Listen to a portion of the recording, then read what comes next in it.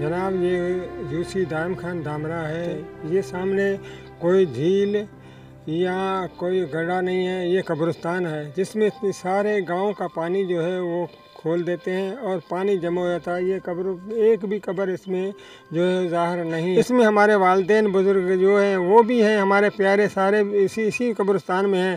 किसी एक के भी कब्र जो है वो ज़ाहिर नहीं है। अगर ज़िंदा होते तो कोई उसके ऊपर आँच आने भी नहीं देता है।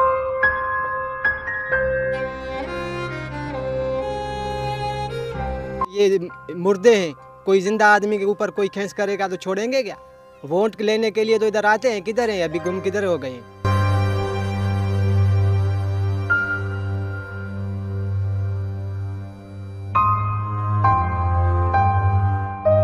कि हर साल बरसात होती है, हर साल यही कब्रिस्तान की कोई भी कब्र ज़ाहिर नहीं होती है। कोई भी इधर निकाल नहीं है, कोई भी पानी का निकालने का वाला कोई भी नहीं है इसका।